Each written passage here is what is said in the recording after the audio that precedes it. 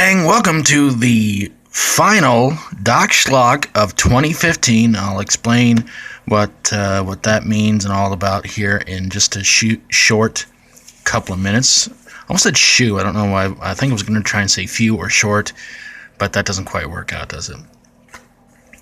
What all that's about.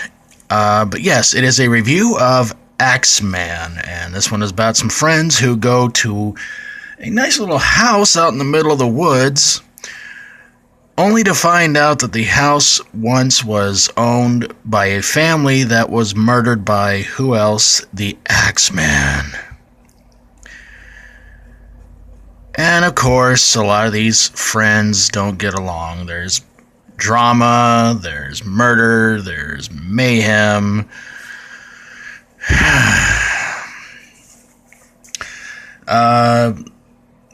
And they were able to get the place so cheap because, of course, family was murdered there, and of course, there was supposed to be some sort of something going on.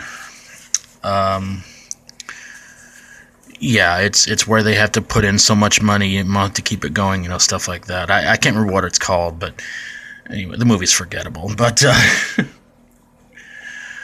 but of course, they all tell the story of the Axeman, and of course, as always in these really bad horror movies, everybody gets a little bit spooked, and some don't believe that the Axeman exists, but they kind of wonder what starts happening when everybody starts disappearing. And you see some of the most... Well, you'll see some kills, and I'll get into, it's one of the reasons movies suck, but I'll get into that here in a minute. The movie winds up with Darren, who has been trying to hit on this one girl who he's had a thing for a long, long time, but she keeps calling him the P word. Rhymes with wussy, if you get my drift. Darren, who is almost beaten to death by the Axeman, winds up getting up the next day after the Axeman goes to the house and kills pretty much everybody. The deputy of the little town finds Darren. He tries to explain to her what's going on. The Axeman comes out of nowhere, lunges at both Darren and the deputy, and the movie mercifully ends. The movie was written, directed, and co-starring Justin Thenoy. I'm probably saying that wrong. Plus, it has a cameo by Brink Stevens as the sheriff and Tiffany Shepis. Yeah. So, why did this movie suck? Ultimately, honestly, a lot of the kills in this movie seem to take forever to happen. The Axeman comes in, kills some people, and they just don't seem to die immediately. And there were at least quite a few kills in this movie that were really, really stupid. He kills off the sheriff by twisting her head completely, well, not around, but like a 180 turn. He kills a lesbian by choking her out and chewing her cheeks off. Kills this one fat perverted nerd by throwing a knife into his head and then into the side of his head and then cutting his throat.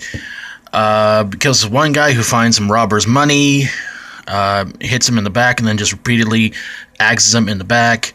It's like pretty much every kill in the movie, it just seems like it just took forever for anything to happen and to really take effect, and it got annoying. And of course, a lot of the characters in this movie, very unlikable. And just hearing Darren being called the P word repeatedly, that got annoying too. And here's what's bad. They're planning a sequel to this movie. And the Axeman is going to be played by someone else. And it is a former WWF, WCW wrestler. Who seemed to have a little bit more success in WCW, but I'm going to play you his theme from the WWF when he was first widely known.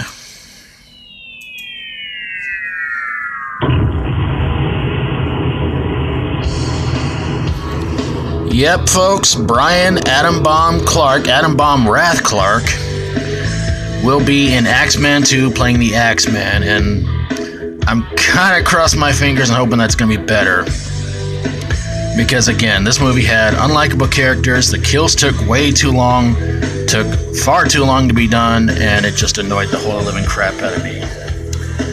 So that's going to be the final Doc Schlock video of 2015. Tomorrow I'm going to have up my weird incident video of 2015, so I hope you guys will check that one out.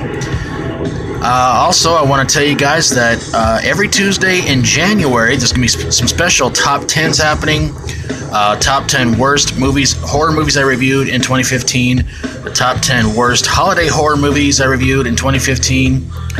And of course, there will be some special top 10s to some fellow YouTubers. I hope you guys will check out, so that'll go on for the next several weeks, several Tuesdays around the beginning part of 2016.